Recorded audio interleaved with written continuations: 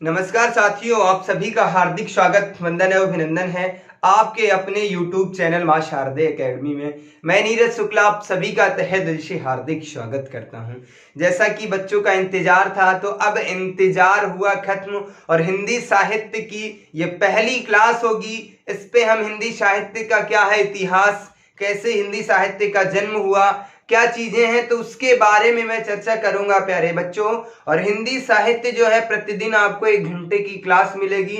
लगभग 10 से 12 घंटे की क्लास है, हिंदी साहित्य कंप्लीट हो जाएगी। बहुत ज्यादा सिलेबस नहीं है हमारे हिंदी साहित्य में। और चाहे आप यूपीटीटी का एग्जाम दे रहे हैं या सुपर टेट का एग्जाम दे रहे हो या यूपीएसआई का एग्जाम दे रहे हैं, हिंदी साहित्य सब में कॉमन है। 3 से यदि यूपीटीटी की मैं बात करता तो 5 से 7 प्रश्न के बीच में पूछ लिया जाता है। और मैं बात करता सुपर टेट के मेरे भाई, तो 4 प्रश्न वहां पर भी हिंदी साहित्य से आते हैं। और मैं यदि यूपीएसआई की बात करूं प्यारे बच्चों, तो 3 से 4 प्रश्न वहां पर भी पूछे जा रहे हैं।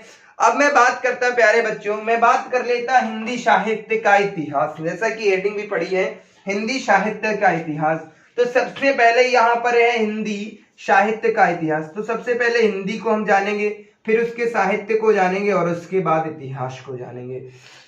तो सबसे पहले बच्चों मैं बात करता मेरे भाइयों, हिंदी की मैं बात कर लेता। यदि मैं हिंदी की बात करता, हिंदी की, ये हिंदी क्या है मेरे भाई, तो हिंदी ये कैसी है, वियोगात्मक शैली की भाषा है। हिंदी के बारे में यदि मैं आप सभी से बात करूं तो हिंदी कैसी है, हिंदी वियोगात्मक शैली की भाषा है। कैसी, वियोगात्मक शैली की भाषा है। किस शैली की भाषा है, वियोगात्मक शैली की भाषा है। यदि मैं हिंदी की बात करता मेरे भाई, तो हिंदी कैसी भाषा है, हिंदी वियोगात्मक शैली की भाषा है। अच्छा सर, ये वियोगात्मक शैली, यदि मैं इसकी बात करता, इसमें तो ये शब्द किससे मिलकर बना है, यदि मैं वियोगात्मक की बात करता तो वी प्लस योग, और मैं बात करता वी प्लस योग और क्या है, और मैं बात करता हूं वी प्लस योग और प्लस क्या, अख। यदि मैं बात करूं इसका अर्थ क्या होता है मेरे बच्चों, तो हिंदी का है वी प्लस योग, ये है क्या है, इसकी मैं बात करता तो इसे ही क्या कहते हैं, उपसर्ग कहते हैं। इसे क्या कहते हैं, उपसर्ग कहते हैं। इसे क्या कहते हैं, धातु कहते हैं या क्रिया कहते हैं। और यदि मैं इसकी बात करता तो ये क्या है मेरे बच्चे, ये क्या है, प्रत्यय है। तो कहने का मतलब हिंदी कैसी भाषा है मेरे भाई, तो हिंदी वियोगात्मक शैली की भाषा है। और मैं बात करूं हिंदी भाषा के बारे में, थोड़ी सी और बात कर लूं, हिंदी कैसी भाषा है, तो हिंदी श्लिष्ट प्रकार की भाषा है। कैसी भाषा है, तो श्लिष्ट प्रकार की भाषा है। कैसी भाषा है, श्लिष्ट प्रकार की भाषा है। कैसी भाषा है मेरे भाई, तो हिंदी श्लिष्ट प्रकार की भाषा है। उम्मीद करता हूं ये चीजें समझ में आ रही होंगी, कोई दिक्कत नहीं, किसी भी प्रकार की कोई समस्या नहीं है। यदि आपसे पूछा जाए हिंदी कैसी भाषा है, तो हिंदी वियोगात्मक शैली की भाषा है। और संस्कृत की यदि मैं बात करूं तो संस्कृत जो है संयोगात्मक शैली की भाषा है। 2 प्रश्न यहां से बनते हैं। अब मैं बात करता प्यारे बच्चों साहित्य की, मैं बात कर लेता। अब मैं साहित्य की बात करता आप सभी से। साहित्य किसे कहते हैं, साहित्य। यदि मैं साहित्य की बात करता प्यारे बच्चों, तो साहित्य की मैं बात करूं, इसका संधि विच्छेद करूं तो सा प्लस हित से मिलकर बना है। किससे, इसकी मैं बात करूं प्यारे बच्चों, तो सा प्लस हित बराबर क्या होता है, साहित्य। क्या होता है, सा प्लस हित बराबर क्या हो जाता है, साहित्य। अच्छा मैं बात करता हूं साहित्य का अर्थ ही क्या होता है, जहां सबके हित की बात की जाए उसे क्या कहते हैं, साहित्य। साहित्य किसे कहते हैं प्यारे बच्चों, जहां सबके हित की बात की जाए या सबके हित में बात की जाए उसे क्या कहते हैं, उसे ही साहित्य कहते हैं। यदि मैं बात करता जिसमें सबके हित की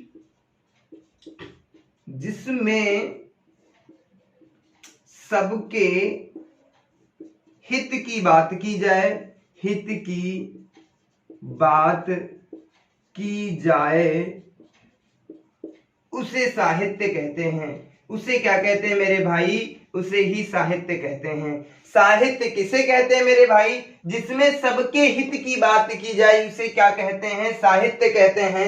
अच्छा, साहित्य के बारे में और मैं बात करता तो हजारी प्रसाद द्विवेदी ने क्या कहा था? यदि मैं बात कर लेता, हजारी प्रसाद द्विवेदी ने साहित्य के बारे में क्या कहा? हजारी प्रसाद द्विवेदी ने साहित्य के बारे में क्या कहा था? इनकी मैं बात करता तो सबसे बड़ी बात यह है, इन्होंने कहा था साहित्य समाज का दर्पण है। इन्होंने क्या कहा था? साहित्य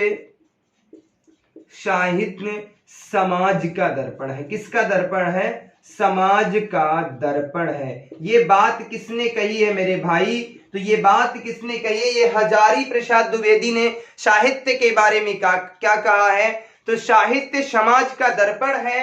ये किसने कहा है? ये हजारी प्रसाद द्विवेदी ने कहा है। अभी मैं चर्चा कर रहा हूं, अभी हिंदी साहित्य का कुछ भी नहीं बता रहा हूं मेरे भाई।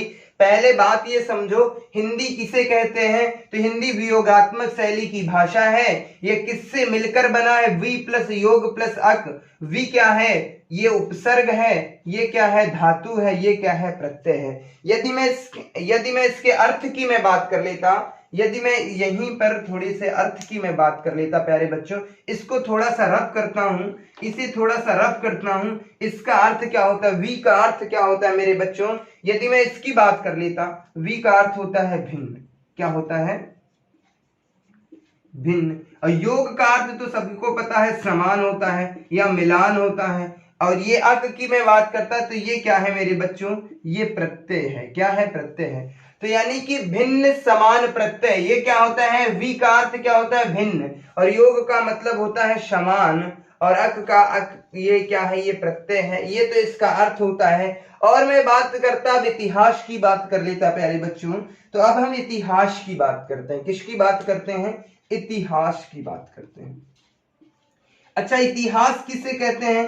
तो इतिहास का मतलब ही होता है सर पूर्व में हुई घटना, पूर्व में हुई वह घटना जिससे हमें कुछ सीखने को मिले, उसे क्या कहते हैं? इतिहास कहते हैं। कहने का मतलब है प्यारे बच्चों कि पूर्व में हुई वह घटना, पूर्व में हुई वह घटना जिससे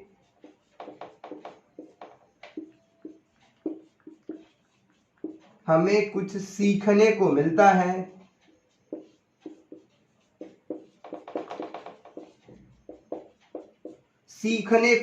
है, उसे इतिहास कहते हैं। उसे क्या कहते हैं मेरे बच्चों? उसे इतिहास कहते हैं। ये 3 पॉइंट हैं मेरे बच्चों, मैंने आपको बताने का प्रयास किया। सबसे पहले मैं बात करता हिंदी साहित्य का इतिहास। हिंदी की मैं बात कर लेता तो हिंदी वियोगात्मक शैली की भाषा है। वियोगात्मक, इसका संधि विच्छेद करते तो वी प्लस योग प्लस अक से मिलकर बना है वियोगात्मक शब्द। अब मैं बात करता, वी का अर्थ होता है भिन्न, योग का अर्थ होता है समान, अक क्या है? एक प्रत्यय है। और मैं बात करता तो हिंदी श्लिष्ट प्रकार की भाषा है। साहित्य की मैं बात करता प्यारे बच्चों तो सा प्लस हित बराबर क्या होता है? साहित्य। जिसमें सबके हित की बात की जाए मेरे बच्चों, उसे ही क्या कहते हैं? साहित्य कहते हैं। हजारी प्रसाद द्विवेदी ने साहित्य को क्या कहा था? तो हिंदी साहित्य के बारे में हजारी प्रसाद द्विवेदी ने कहा था कि साहित्य समाज का क्या है? तो साहित्य समाज का दर्पण है। ये बात किसने कही थी? हजारी प्रसाद द्विवेदी ने कही थी। अब मैं बात करता इतिहास। तो पूर्व में हुई वह घटना जिससे हमें कुछ सीखने को मिलता है, उसे क्या कहते हैं मेरे भाई? इतिहास कहते हैं। ये तो हम हिंदी साहित्य के बारे में थोड़ी सी जानकारी थी वो दे रहा हूं। अब मैं आपको हिंदी साहित्य पर लेके चलता हूं, जहां से आपकी परीक्षाओं में प्रश्न पूछे जाते हैं मेरे भाई। उम्मीद करता हूं ये सारी चीजें समझ में आ गई होंगी, कोई दिक्कत नहीं हो रही होगी मेरे भाइयों।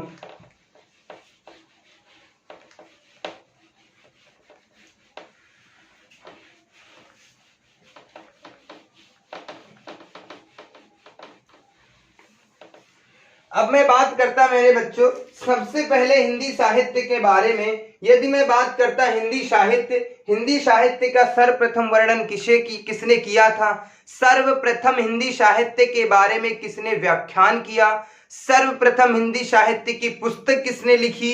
सर्वप्रथम हिंदी साहित्य की प्रथम रचना कौन सी है, तो इसके बारे में मैं चलता हूं। तो मेरे बच्चों, मेरे भाइयों, मेरे लाल, मेरे साथियों, सबसे पहले मैं बात करता, सबसे पहले यदि मैं बात करूं तो तारशा दागाशी एक कवि थे। उनका क्या नाम था? तारशा दागाशी। कौन से थे? तारशा दागाशी। कौन से थे? तो तारशा दागाशी एक कवि थे। ठीक है, इन्होंने एक रचना लिखी थी। यदि मैं इनकी रचना की बात करूं मेरे प्यारे बच्चों, यदि मैं इनकी रचना की बात करता, तारशा दागाशी की रचना कौन सी थी? तो रचना इनकी क्या थी मेरे भाइयों? तो इनकी रचना थी इस्तवार।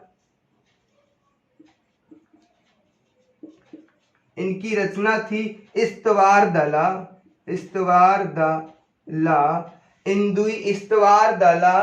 और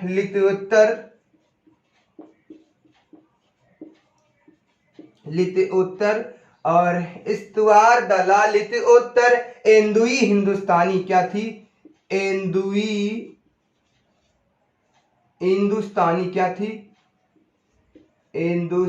क्या थी मेरे भाई? तो हिंदुस्तानी थी। क्या थी? हिंदुस्तानी। यदि मैं इनकी रचना की मैं बात करता, तारशा दागाशी सर्वप्रथम इन्होंने हिंदी साहित्य के बारे में वर्णन किया। सबसे पहले किसने किया? तो तारशा दागाशी ने किया था। यदि मैं इनकी रचना की मैं बात करता तो इनकी रचना थी इस्तवार दला लित्योत्तर एंदुई हिंदुस्तानी। क्या थी? एंदुई हिंदुस्तानी। ये किस भाषा में लिखी गई थी मेरे भाई? यदि मैं इनकी बात करता या किस भाषा में लिखी गई थी, तो ये फ्रांस किस भाषा में लिखी गई थी? तो फ्रांस भाषा में लिखी गई थी। किसमें? नहीं, फ्रेंच भाषा में लिखी गई, माफ कीजिएगा। ये किस भाषा में लिखी गई थी? तो ये फ्रेंच भाषा में लिखी गई थी। ये कब लिखी गई थी? यदि मैं इसकी बात करता प्यारे बच्चों, ये कब लिखी गई थी? तो ये 1839 ईस्वी में प्रकाशित हुई थी रचना। किसकी रचना थी? तो तारशा दागाशी की। इनकी भाषा क्या थी? तो इनकी भी भाषा क्या थी? फ्रेंच भाषा थी। क्या भाषा थी? फ्रेंच भाषा थी। और मैं बात करता प्यारे बच्चों इस्तवार दाला लित्योत्तर एंदुई हिंदुस्तानी। लित्योत्तर से ही शब्द क्या निकल के आता है? लिटरेचर। क्या? लिटरेचर शब्द किससे निकल कर आता है? तो लित्योत्तर से निकल कर आता है। एंदुई से क्या हुआ? हिंदुई हुआ। हिंदुई से क्या हुआ? हिंदुई से ही हुआ है हिंदवी। क्या हुआ है? हिंदवी। हिंदवी शब्द किससे निकला है? तो हिंदवी शब्द जो निकला है हिंदुई से निकला है। और हिंदुई शब्द किससे निकला है? एंदुई से। और मैं हिंदुस्तानी की मैं बात करता तो हिंदुस्तानी से ही हमारा एक शब्द निकला है जिसे हम कहते हैं हिंदुस्तानी। क्या कहता हूं मेरे भाई? हिंदुस्तानी। अच्छा, हिंदुस्तानी शब्द कहां से निकल कर आया है? तो हिंदुस्तानी से। मैं विशेष चर्चा कर रहा हूं, मतलब यहां से कितने प्रकार के प्रश्न पूछे जाते हैं मेरे भाई। तो हिंदी साहित्य की प्रथम रचना कौन सी है यदि आपसे पूछा जाए तो इसे क्या कहते हैं? हिंदी साहित्य की प्रथम रचना भी इसे कहा जाता। यदि मैं इसकी बात करता प्यारे बच्चों तो हिंदी साहित्य की ये कैसी रचना है? तो ये प्रथम रचना है हिंदी साहित्य की। किसने लिखा है? तो तारशा दागाशी ने लिखा था। ये कब प्रकाशित हुई थी? तो 1839 ईस्वी में प्रकाशित हुई थी। किस भाषा में लिखी गई थी प्यारे बच्चों? तो फ्रेंच भाषा में लिखी थी। लिटरेचर का अर्थ क्या होता है? तो लिटरेचर होता है। और एंदुई से क्या शब्द निकला? हिंदुई। हिंदुई से ही निकला हिंदवी। और हिंदुस्तानी से ही मेरा एक शब्द निकला हिंदुस्तानी, जिसे हम कहते हैं हम हैं हिंदुस्तानी। इतनी बात। और मैं बात करता प्यारे बच्चों इसका हिंदी अनुवाद किसने, क्योंकि ये फ्रेंच भाषा में लिखी गई थी मेरे भाइयों, तो इसका हिंदी अनुवाद किसने किया? यदि मैं इसकी बात कर लेता, इसका हिंदी अनुवाद किसने किया? क्या हिंदी अनुवाद किसने किया? हिंदी अनुवाद किसने किया था? तो मैं डायरेक्ट लिख रहा हूं मेरे भाई, मैं हिंदी अनुवाद किसने किया? तो लक्ष्मी। इनकी मैं बात कर लेता बेटा। हिंदी साहित्य इसका अनुवाद हिंदी भाषा में किसने किया था? तो लक्ष्मी सागर वासड़े ने किया था। किसने? वासड़े ने किया था। यदि मैं बात करता इस भाषा इस रचना का हिंदी अनुवाद किसने किया, तो इसका हिंदी अनुवाद लक्ष्मी सागर वार्ष्णेय ने किया था। और मैं बात करता इस रचना की, मैं बात कर रहा हूं मेरे बच्चों, यदि मैं इस रचना में बात करता हूं तो इसमें कितने कवियों का वर्णन है, इस रचना में कितने कवियों का वर्णन है मेरे भाइयों, इसकी मैं बात कर लेता। तो इसमें जो मैं बात करता 768 कवियों का वर्णन है। यदि मैं बात करता मेरे बच्चों तो इसमें कितने कवियों का वर्णन है मेरे भाई, तो 768 कवियों का वर्णन है। और उसमें से मात्र हिंदी भाषी कवि की मैं बात करता, इसमें हिंदी भाषी की कवि, हिंदी भाषा के कितने कितने कवि थे, हिंदी भाषी कवि कौन कौन से थे, यदि मैं इनकी बात करता हिंदी भाषी कवि, इसमें यदि मैं बात करता 768 कवियों में से 72 कवि हिंदी भाषी के थे। कितने? 72 कवि हिंदी भाषा के थे। शेष कवि उर्दू भाषा के थे। किस भाषा के थे? उर्दू भाषा के थे। किस भाषा के थे मेरे बच्चों? तो शेष कवि उर्दू भाषा के कवि थे। किस? उर्दू भाषा के कवि थे। किस भाषा के थे? उर्दू भाषा के कवि थे। ये मैं बात करता हूं मेरे भाई, एक भी प्रश्न बाहर नहीं जाएगा मेरे दोस्त, बेहतर तरीके से पढ़िए। देखिए एक ही रचना थी, यहां से कितने प्रश्न पूछे जाते हैं मेरे भाई, एक एक प्रश्न पे मैं डिटेल से चर्चा करता हूं। हिंदी साहित्य की मैं बात करता, चाहे टीजीटी का एग्जाम दे रहे हो या पीजीटी का एग्जाम दे रहे हो, सब में हिंदी साहित्य कॉमन है और इतनी विस्तृत व्याख्या कोई नहीं करता मेरे भाई, एक भी प्रश्न बाहर नहीं जाएगा, ये मेरा दावा है। बात को समझिए। यदि मैं बात करता इससे ज्यादा इस रचना से कोई प्रश्न नहीं बन रहा, ना इनसे में बन रहा।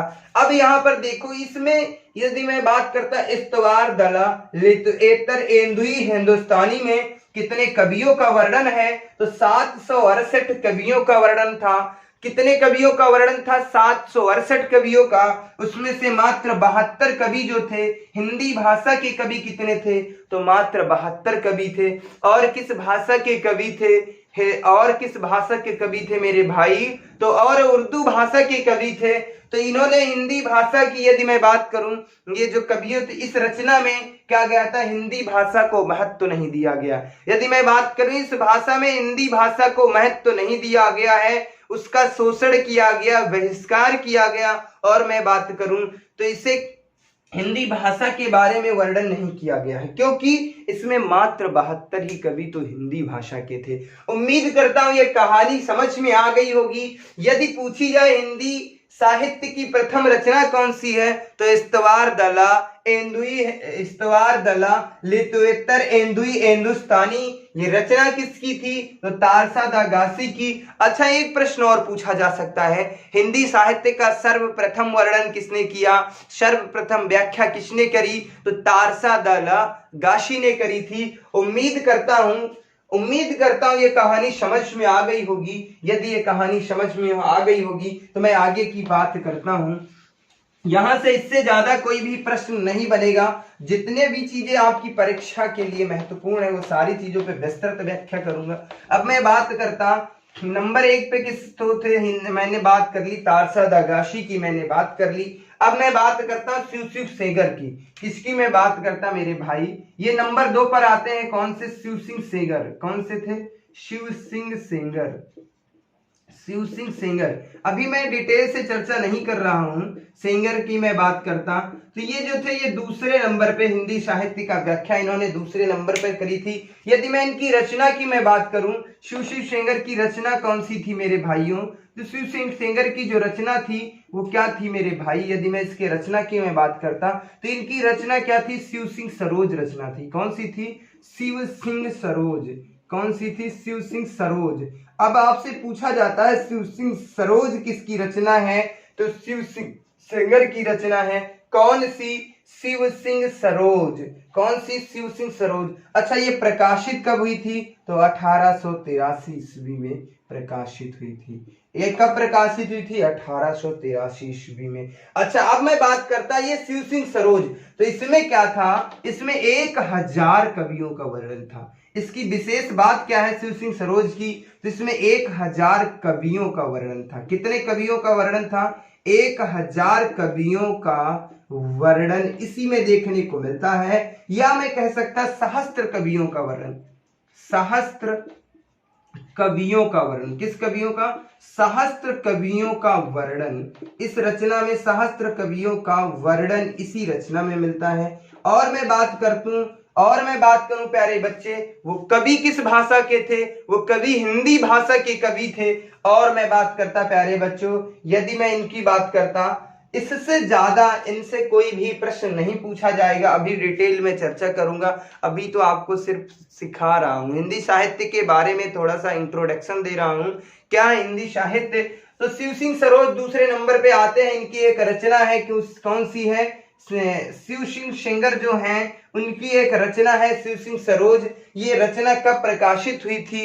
तो इसकी मैं बात कर लेता। ये रचना 1883 ईस्वी में आई थी। और मैं बात करता इसकी विशेष बात क्या है इस रचना की, तो इसमें 1000 कवियों का वर्णन है। या आपसे प्रश्न पूछ सकता है सहस्त्र कवियों का वर्णन, सहस्त्र कवियों का वर्णन किस रचना में है? तो शिव सिंह सरोज एक रचना है, उसमें इनका वर्णन किया गया है। और मैं बात करता इसके बाद में बात कर लेता प्यारे बच्चों, उम्मीद करता हूं ये सारी चीजें समझ में आ रही होंगी। अब मैं बात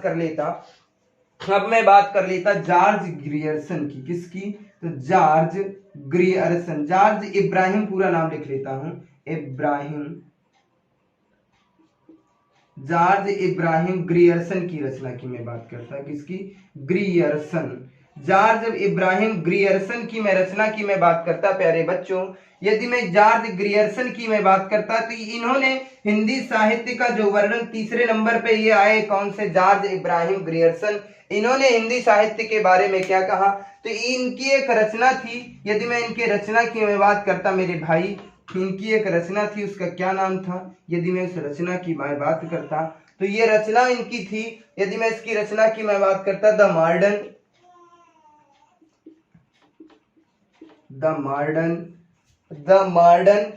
और मैं बात करता द मॉडर्न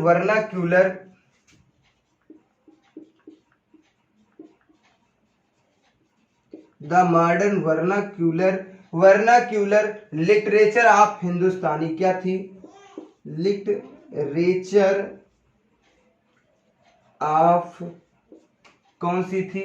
हिंदुस्तानी। कौन सी थी? हिंदुस्तानी। ये इनकी रचना थी। ये रचना किसकी थी मेरे भाई? जॉर्ज इब्राहिम ग्रियर्सन की। क्या रचना थी? बहुत पूछी जाती है। तो the modern vernacular literature of the Hindustani, ये रचना कब प्रकाशित हुई है मेरे भाई? यदि मैं इसकी बात करता, अच्छा ये पहले ये मैं बात कर लेता, ये किस भाषा में लिखी गई है? यह रचना किस भाषा में लिखी गई मेरे बच्चों? यदि मैं इसकी बात करता, यह रचना किस भाषा में लिखी गई है? तो यह अंग्रेजी भाषा में है। किस भाषा में है? अंग्रेजी भाषा में। किस भाषा में? अंग्रेजी भाषा में। अच्छा, जब ये अंग्रेजी भाषा में लिखी गई है तो इसका हिंदी अनुवाद भी हुआ होगा। जरूर हुआ है। सर हिंदी अनुवाद किसने किया है इसका? यदि मैं इसकी बात करता प्यारे बच्चों, हिंदी अनुवाद इसका किसने किया है? इसका हिंदी अनुवाद किसने कहा मेरे प्यारे बच्चों? यदि मैं इसकी बात करता तो हिंदी अनुवाद किसने कहा था? किशोरी लाल ने किया था। किसने कहा था? किशोरी लाल ने किया था। किसने किया था मेरे लाल? तो इसका हिंदी अनुवाद किसने किया था? किशोरी लाल ने किया था।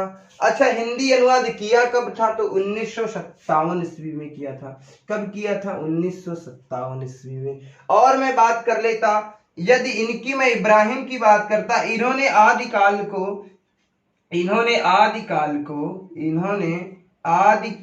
को चारण काल कहा। क्या कहा था? इन्होंने आदिकाल को चारण काल कहा था। क्या कहा था? चारण काल कहा है। उम्मीद करता हूं ये चीजें समझ में आ रही होंगी, कोई दिक्कत नहीं। थोड़ी सी अभी डिटेल में चर्चा नहीं कर रहा हूं क्योंकि ये ऐसी चीजें हैं मेरे भाई, ये आपको रटना पड़ेगा, सीखना पड़ेगा, क्योंकि इसमें कोई ट्रिक काम नहीं करती है। अब मैं बात करता जॉर्ज इब्राहिम ग्रियर्सन की, मैं बात कर लेता प्यारे बच्चों। तो इनकी एक रचना है the modern vernacular literature of the Hindustani. ये किस भाषा में लिखी गई है? तो ये अंग्रेजी भाषा में लिखी गई है। अच्छा, इसका हिंदी अनुवाद किसने किया था? हिंदी अनुवाद किशोरी लाल ने किया था। कब किया था? तो 1957 ईस्वी में किया था। और मैं बात करता जॉर्ज इब्राहिम ग्रियर्सन की मैं बात करता, इन्होंने आदिकाल को क्या कहा था? चारण काल कहा था। अभी आदिकाल के बारे में मैं जब चर्चा करूंगा, चारण काल किसने कहा, वीरगाथा काल किसने कहा, आधुनिक काल किसने कहा, इन सब पे मैं चर्चा करूंगा मेरे बच्चों। अब मैं बात करता हूं, उम्मीद करता हूं ये सारी चीजें समझ में आ रही होंगी, कोई दिक्कत नहीं हो रही होगी, किसी भी प्रकार की समस्या नहीं। और मैं आगे अभी बात करता हूं कैसे कैसे हिंदी साहित्य में हमसे प्रश्न पूछे जाते हैं। बिल्कुल मैं डिटेल से चर्चा कर रहा हूं हिंदी साहित्य का, जहां से प्रारंभ हुआ है मेरे भाई, जहां से प्रारंभ हुआ है वहां से मैं बात कर रहा हूं। और मैं बात करता हूं मेरे भाई, किशोरी लाल की बात आई थी। यदि मैं बात कर लेता किशोरी लाल की रचना क्या थी, किशोरी लाल, इन्होंने किशोरी लाल की मैं बात कर लेता, किशोरी लाल की मैं बात कर लेता तो इनकी रचना पे ही मैं बात करता, बहुत ज्यादा इनसे प्रश्न नहीं पूछे जाते हैं। यदि मैं किशोरी लाल की मैं बात करता तो इनकी रचना क्या थी, किशोरी लाल की रचना क्या है मेरे भाई? तो किशोरी लाल की हिंदी साहित्य का प्रथम इतिहास इन्हीं की रचना है। क्या इनकी रचना है? हिंदी साहित्य का प्रथम इतिहास, हिंदी साहित्य का प्रथम इतिहास किसकी रचना है मेरे भाई? ये प्रश्न आपसे पूछा जाता है। तो हिंदी साहित्य का प्रथम इतिहास ये जो है किशोरी लाल जी की रचना है। किसकी रचना है मेरे भाई? तो किशोरी लाल जी की रचना है। आगे मैं और बात करता हूं मेरे भाई, अब मैं बात करता हूं आगे और भी कुछ कवियों की बात है, किसने क्या कहा है तो उसकी मैं बात करता हूं। उम्मीद करता हूं ये सारी चीजें समझ में आ रही होंगी, कोई दिक्कत नहीं हो रही होगी, किसी भी प्रकार की आपको कोई समस्या नहीं होगी।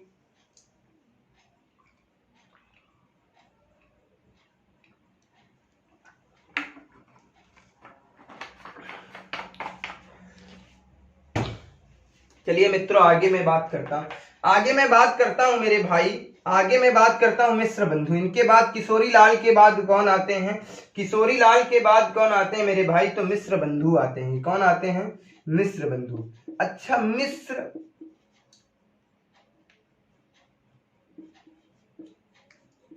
मिश्र बंधु कौन आते हैं? मिश्र बंधु। अच्छा, बंधु का मतलब ही होता है, क्या होता है भाई? बंधु का मतलब होता है भाई। ये कितने भाई थे? तो ये 3 भाई थे। कितने भाई थे मेरे भाई, मेरे लाल, मेरे साथियों? यदि मैं इनकी मैं बात करता तो ये 3 भाई थे। कौन थे? तो सबसे पहले मैं बात करता तो श्याम बिहारी। क्या थे इनके भाई? श्याम बिहारी। दूसरे नंबर की मैं बात करता, दूसरे इनके कौन से थे? यदि मैं बात करता श्याम बिहारी के बाद क्या आते हैं? सुखदेव बिहारी। कौन आते हैं?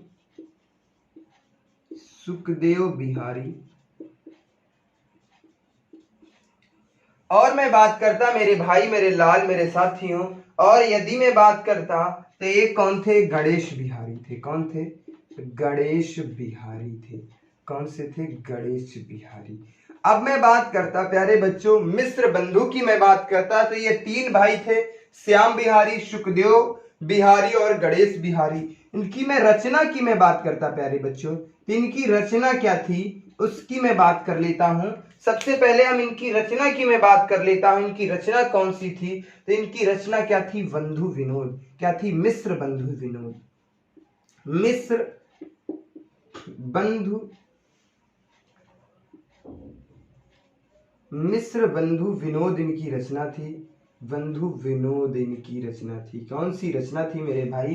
तो मिश्र बंधु विनोद इनकी रचना थी। अब मैं बात करता मिश्र बंधु से क्या पूछा जा सकता है? मिश्र बंधु की रचना कौन सी? बहुत बार पूछी गई है। तो मिश्र बंधु विनोद की रचना है। ये कितने भाई थे? तो ये 3 भाई थे, श्याम बिहारी, सुखदेव बिहारी और गणेश बिहारी। अब मैं बात करता प्यारे बच्चों इस रचना में कितने कवियों का वर्णन किया गया है? इस रचना में कितने कवियों का वर्णन किया गया है मेरे भाई, मेरे लाल, मेरे साथियों? तो मैं बात करता हूं इसमें कितने कवियों का वर्णन किया गया है? तो 4591 कवियों का वर्णन किया गया है। कितने कवियों का? तो 4591 कवियों का वर्णन किया गया है। वो कवि किस भाषा के थे? तो वो कवि थे हिंदी भाषा के कवि थे। किस भाषा के कवि थे? हिंदी भाषा के कवि थे। किस भाषा के? तो हिंदी भाषा के कवि थे। किस भाषा के कवि थे प्यारे बच्चों? हिंदी भाषा के कवि थे। उम्मीद करता हूं इससे ज्यादा इनसे कुछ भी नहीं पूछा जाएगा। अब मैं बात कर लेता हूं, अगली बात मैं कर लेता हूं, अगले कवि की मैं बात कर लेता हूं जो आपकी परीक्षा में बहुत ज्यादा पूछे जाते हैं। आचार्य रामचंद्र शुक्ल, जिन्हें हिंदी साहित्य का जनक जिसे कहा जाता है मेरे भाई, हिंदी साहित्य का क्या कहा जाता है? जनक कहा जाता है। तो सबसे पहले मैं आचार्य रामचंद्र शुक्ल की बात कर लेता। अब मैं किसकी बात करूंगा? आचार्य रामचंद्र शुक्ल की। क्या? रामचंद्र शुक्ल की मैं बात करता। आचार्य रामचंद्र शुक्ल की मैं बात करता मेरे भाई। रामचंद्र शुक्ल, यहां पर चंद्र शब्द छूट गया, मैं ऊपर लिख देता हूं। आचार्य रामचंद्र शुक्ल की मैं बात करता मेरे भाई। तो इनकी रचना की मैं बात करता। सबसे पहले हम इनकी रचना की मैं बात करूंगा। किसके? तो आचार्य रामचंद्र शुक्ल की रचना कौन सी थी? तो हिंदी साहित्य का इतिहास जो लिखा हुआ है, हिंदी साहित्य का इतिहास किसकी रचना है मेरे भाई? पूछा जाएगा। तो हिंदी साहित्य का इतिहास जो है वो किसकी रचना है? तो आचार्य रामचंद्र शुक्ल की रचना है। किसकी है? आचार्य रामचंद्र शुक्ल की। हिंदी साहित्य का इतिहास, हिंदी साहित्य का इतिहास इनकी रचना है। और मैं बात करता प्यारे बच्चों, हिंदी साहित्य का इतिहास इनकी रचना है। यह रचना कब प्रकाशित हुई थी? तो 1929 ईस्वी में यह रचना प्रकाशित हुई थी। और मैं बात करता प्यारे बच्चों, तो यदि मैं बात करता हिंदी साहित्य में, यदि मैं आचार्य रामचंद्र शुक्ल की बात करता तो हिंदी साहित्य में इन्हें सर्वोच्च स्थान प्रदान है। इन्हें हिंदी साहित्य में किसमें? सर्वोच्च स्थान प्राप्त है। कैसा? सर्वोच्च स्थान प्राप्त है या प्राप्त है। किससे प्राप्त है मेरे भाई? हिंदी साहित्य में सर्वोच्च स्थान किसे दिया गया है? तो हिंदी साहित्य में सबसे ऊंचा स्थान या सर्वोच्च स्थान किसे दिया गया है? तो आचार्य रामचंद्र शुक्ल को दिया गया है। हिंदी इनकी रचना कौन सी थी? हिंदी साहित्य का इतिहास इनकी रचना है 1929 ईस्वी में जो लिखा था इन्होंने। और मैं बात कर लेता प्यारे बच्चों, यदि मैं आचार्य इन्हीं की बात में थोड़ी सी और मैं बात कर लेता, इन्होंने रामचंद्र शुक्ल ने कविवृत्त संग्रह किसे कहा था? इन्हीं की मैं बात करता, थोड़ी सी यहाँ पे देख लेना प्यारे बच्चों। कविवृत्त संग्रह इन्होंने किसे कहा है? यदि मैं आचार्य रामचंद्र शुक्ल की मैं बात करता प्यारे बच्चों, कविवृत्त संग्रह इन्होंने किसे कहा है? यदि मैं इसकी बात करता, कविवृत्त संग्रह। अच्छा, संग्रह का मतलब ये होता है समूह। तो इसमें कौन कौन से थे कविवृत्त संग्रह में? तो मैं इनकी में बात करता तो कौन कौन से इसमें कवि थे? तो इन्होंने कविवृत्त संग्रह किसे माना है? तो मैं बात कर लेता ग्रियर्सन को माना है। ग्रियर्सन की मैं बात करता, ग्रियर्सन थे। और मैं बात करता मेरे भाई मिश्र बंधु थे। और कौन थे? मिश्र बंधु थे। मिश्र बंधु को माना है। और किसको माना है? और मैं बात कर लेता शिव सिंह सेंगर को माना है। और किसको? शिव सिंह सेंगर। शिव सिंह सेंगर कौन से थे? शिव सिंह सेंगर। इतनी चीजें इनसे पूछी जाती हैं आचार्य रामचंद्र शुक्ल से। अभी मैं आगे डिटेल में चर्चा करूंगा प्यारे बच्चों। हिंदी साहित्य में जितना मैं बता दूंगा एक भी प्रश्न नहीं जाएगा। ये आज की क्लास तो हिंदी साहित्य का एक मौखिक जो है वह कहते हैं क्या, डेमो क्लास है। तो ये डेमो क्लास है, इसमें जो जो विशेष चीजें हैं अभी तो हमने कुछ भी नहीं हिंदी साहित्य पे चर्चा की है मेरे बच्चों। यदि मैं आचार्य रामचंद्र शुक्ल की मैं बात करता तो आचार्य रामचंद्र शुक्ल की मैं बात करता, हिंदी साहित्य की इतिहास किसकी रचना है? तो 1929 ईस्वी में। अभी मैं डिटेल में चर्चा करूंगा इनका जन्म कहाँ हुआ था, मृत्यु कहाँ हुई थी, इनके माता कौन है, इनके पिता कौन है, इन सब पे अभी डिटेल में चर्चा है। इनकी कितनी रचनाएं हैं, इन्होंने क्या क्या किया है, हिंदी साहित्य के बारे में क्या योगदान है, डिटेल से मैं चर्चा करूंगा प्यारे बच्चों। ये तो एक समझ विकसित करा रहा हूं आप सभी के अंदर। हिंदी साहित्य का वास्तविक रूप क्या है उसका एक छोटा सा नमूना आप सभी के सामने मैं पेश कर रहा हूं। अब मैं बात करता इन्होंने कविवृत्त संग्रह किसे माना है? तो ये 3 कवि थे, ग्रियर्सन थे, मिश्र बंधु थे और शिव सिंह सेंगर को माना है। अब मैं बात करता प्यारे बच्चों, और मैं बात कर लेता, थोड़ी सी और चर्चा करता हूं। उम्मीद करता हूं ये कहानी सारी समझ में आ रही होगी, कोई दिक्कत नहीं हो रही होगी, किसी भी प्रकार की कोई समस्या भी नहीं होगी मेरे भाइयों। और आगे मैं बात करता हूं, अब मैं थोड़ी सी और चर्चा करता हूं मेरे भाई हजारी प्रसाद द्विवेदी का सबने नाम सुना है, आचार्य हजारी प्रसाद द्विवेदी का। यदि मैं बात करता प्यारे बच्चों आचार्य हजारी प्रसाद, इसके बाद कौन आते हैं, आचार्य हजारी प्रसाद द्विवेदी। कौन, आचार्य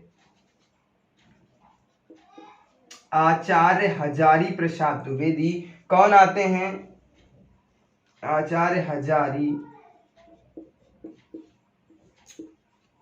प्रसाद द्विवेदी जी की मैं बात करता। अच्छा, जब मैं इनकी बात करता आचार्य हजारी प्रसाद द्विवेदी की मैं बात करता, तो सबसे पहले मैं बात कर लेता मेरे भाई इनकी रचनाएं कितनी थी। यदि मैं इनकी रचनाओं की मैं बात करता तो इनकी टोटल बेटा रचनाएं कितनी थी, 32 रचनाएं थी।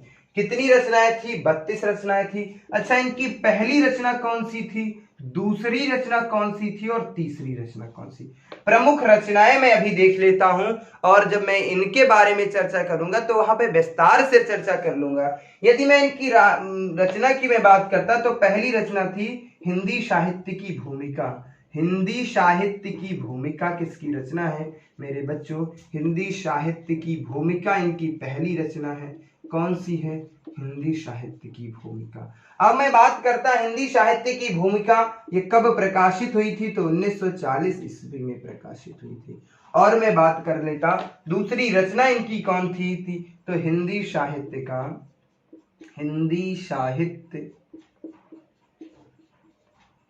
का उद्भव एवं विकास। क्या था, उद्भव एवं विकास। ये इसकी कौन सी रचना थी, तो यह इनकी जो रचना थी वो दूसरी रचना थी, हिंदी साहित्य का उद्भव एवं विकास। ये कब प्रकाशित हुई थी, तो 1952 ईस्वी में। और मैं बात कर लेता इनकी एक और रचना थी, हिंदी साहित्य का उद्भव एवं विकास, हिंदी साहित्य की भूमिका और हिंदी साहित्य का आदिकाल। हाँ, हिंदी साहित्य का आदिकाल। और मैं इनकी तीसरी रचना की मैं बात करता तो हिंदी साहित्य का आदिकाल। क्या है, आदिकाल। ये किसकी रचना है प्यारे बच्चों, इनकी ये कब प्रकाशित हुई थी, तो ये भी 1952 ईस्वी में प्रकाशित हुई। कब प्रकाशित हुई थी, 1952 ईस्वी में। अच्छा, एक चीज बच्चों में कंफ्यूजन हो रही होगी, सर हिंदी साहित्य के बारे में यदि मैं बात करता है बेटा समझना है, यदि मैं बात करूं हिंदी साहित्य के पीछे भूमिका लग जाती है तो किसकी रचना हो जाती है, हजारी प्रसाद द्विवेदी की। हिंदी साहित्य का उद्भव एवं विकास, यदि हम हिंदी साहित्य में उद्भव और विकास शब्द जोड़ देते हैं तो किसकी रचना हो जाती है, हजारी प्रसाद द्विवेदी की। यदि मैं हिंदी साहित्य के बाद में आदिकाल जोड़ देता हूं तो ये किसकी रचना हो जाती है मेरे भाई, हजारी प्रसाद द्विवेदी की। और मैं एक बात करता प्यारे बच्चों, जो जहां से बहुत ज्यादा कंफ्यूजन थी, सर हिंदी साहित्य के बारे में आपने 3 चीजें मुझे बता दी है। कितनी चीजें बता दी है सर, 3 चीजें बता दी। हिंदी साहित्य रचना, हिंदी साहित्य, अब हमने आपसे बताया था हिंदी साहित्य की प्रथम रचना। यदि हमने सबसे पहले आपसे बात किया, जहां से यहाँ पे डाउट कहां से हो सकता है प्यारे बच्चों, क्योंकि ये रिकॉर्डेड क्लास है, इसमें आप कमेंट कर सकते हो बट दिक्कतें बता नहीं सकते हो। तो मेरे बच्चों मैं समझ रहा हूं, सबसे पहले मैंने बताया था हिंदी साहित्य की प्रथम रचना। आपसे मैंने बताया हिंदी साहित्य की प्रथम रचना, हिंदी साहित्य की प्रथम रचना, हाँ हिंदी साहित्य का प्रथम इतिहास मैंने पूछा था। हिंदी साहित्य का प्रथम इतिहास एक रचना मैंने बताई। और मैं बात करते हैं दूसरी बात हमने बताई थी आपको, हिंदी साहित्य का इतिहास। बात को समझना है बेटा, कुछ नहीं है मेरे भाई, जहां से सबसे ज्यादा दिक्कतें आती हैं हिंदी साहित्य का इतिहास। और हमने एक बात और बताई थी, हिंदी साहित्य का आधुनिक इतिहास। क्या थी, आधुनिक इतिहास। ये इतिहास से ही 3 रचनाएं हैं प्यारे बच्चे, ये अलग अलग कवियों ने लिखी है। यदि मैं इनकी मैं बात करता तो ये अलग अलग कवियों ने ये रचनाएं लिखी है। यदि मैं बात कर लेता हिंदी साहित्य के प्रथम इतिहास, ये किसकी रचना है मेरे भाई, तो हिंदी साहित्य की प्रथम इतिहास ये रचना हमने आपको सबसे पहले बताया था किशोरी लाल की है। किसकी है, किशोरी लाल की रचना है प्यारे बच्चों। और हिंदी साहित्य का इतिहास किसकी रचना है, तो रामचंद्र शुक्ल की है। किसके, रामचंद्र शुक्ल की है। रामचंद्र शुक्ल की, आचार्य रामचंद्र शुक्ल की। बोलो सियावर रामचंद्र की जय। ये किसकी रचना है? हिंदी साहित्य का इतिहास मेरे भाई, तो आचार्य रामचंद्र शुक्ल की रचना है। और मैं बात कर लेता प्यारे बच्चों, हिंदी साहित्य का आधुनिक इतिहास किसकी रचना है? तो ये लक्ष्मी सागर की रचना है। किसकी रचना है मेरे भाई? तो ये रचना यदि मैं बात कर लेता, हाँ ये रचना जी हाँ लक्ष्मी सागर वासड़े की ही है। किसकी है? लक्ष्मी सागर वासड़े की रचना है। किसकी है? वासड़े की ही रचना है मेरे भाई। यहां से 3 दिक्कतें आ रही थी, ये पहली रचना, ये दूसरी रचना, ये तीसरी रचना। कहने का मतलब एक ही चीज है, यहां पर क्या है? प्रथम खाली शब्द लगा है। यहां से बेटा सबसे ज्यादा कंफ्यूज, आपने देखा हिंदी साहित्य का इतिहास और प्रथम पढ़ानी लगा दिया रामचंद्र शुक्ल, बट ये रचना किसकी है? किशोरी लाल की रचना। यदि हिंदी साहित्य के इतिहास में प्रथम शब्द जोड़ दिया जाता है तो ये किशोरी लाल की रचना हो जाती है मेरे भाई। और मैं बात कर लेता हिंदी साहित्य का इतिहास यदि पूछा जाए तो ये रामचंद्र शुक्ल की रचना है मेरे भाई। और यदि मैं बात करूं हिंदी साहित्य में आधुनिक शब्द जोड़ देता तो किसकी ये रचना हो जाती? लक्ष्मी सागर वासड़े की रचना हो जाती है। उम्मीद करता हूं ये भी पॉइंट समझ में आ गया होगा। अब मैं बात कर लेता राहुल सांकृत्यायन की एक रचना है। यदि मैं बात कर लेता राहुल सांकृत्यायन, राहुल सांकृत्यायन, राहुल सांकृत्यायन,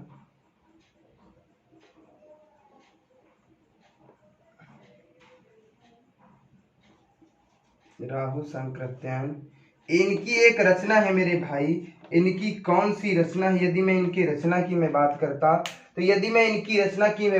तो इनकी एक रचना थी हिंदी साहित्य की काव्यधारा। कौन थी? हिंदी साहित्य की काव्यधारा। हिंदी साहित्य की काव्यधारा, इनकी मैं रचना, ये भी बहुत पूछी जाती है रचना। हिंदी साहित्य की काव्यधारा रचना किसकी है मेरे भाई? तो ये किसकी है? राहुल सांकृत्यायन की रचना है। यह रचना कब प्रकाशित हुई थी मेरे भाई? यह 1944 ईस्वी में प्रकाशित हुई थी। और मैं बात करता प्यारे बच्चों, और मैं बात कर लेता, थोड़ी सी और रचनाओं की बात बची हुई है, उस पे मैं चर्चा करता हूँ। उम्मीद करता हूँ ये सारी कहानी समझ में आ रही होगी, किसी भी प्रकार की कोई समस्या नहीं हो रही होगी। अब मैं बात करता प्यारे बच्चों, जो जो प्रश्न पूछे जाते हैं। अभी हमने हिंदी साहित्य का उद्भव एवं विकास कुछ नहीं बता पाए हैं, क्योंकि इतनी चीजें हैं जहां से प्रश्न पूछे जाते हैं मेरे भाई। यूट्यूब पे इतनी विस्तृत क्लास नहीं पढ़ी होगी, कोई चर्चा ही नहीं करता मेरे भाई।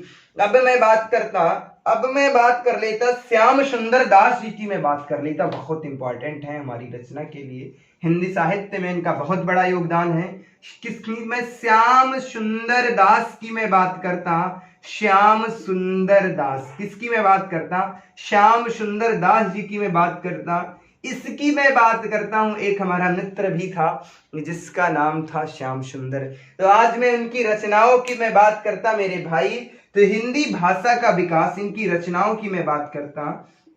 इनकी रचना कौन सी थी? हिंदी भाषा का विकास। हिंदी, यदि मैं बात कर लेता हिंदी साहित्य, हिंदी नहीं, इनकी रचना थी हिंदी भाषा का इतिहास। जी हाँ, यही रचना थी, हिंदी भाषा का इतिहास। क्या थी? हिंदी भाषा का इतिहास इसकी रचना थी। और मैं बात करता प्यारे बच्चों, हिंदी भाषा का इतिहास इनकी एक रचना थी। ये रचना कब प्रकाशित हुई थी इसकी मैं बात करता, तो ये रचना 1924 ईस्वी में प्रकाशित हुई थी। कब प्रकाशित हुई थी? तो 1924 ईस्वी में ये प्रकाशित हुई थी। और इनकी एक रचना और है मेरे भाई, हिंदी साहित्य का इतिहास और हिंदी साहित्य का, हिंदी भाषा और साहित्य, और इनकी एक रचना है हाँ हिंदी भाषा एवं साहित्य। दूसरी रचना क्या है? हिंदी भाषा एवं साहित्य। क्या रचना है? हिंदी भाषा एवं साहित्य पूछी जाती है। हिंदी भाषा एवं साहित्य, ये रचना इनकी कब प्रकाशित हुई थी?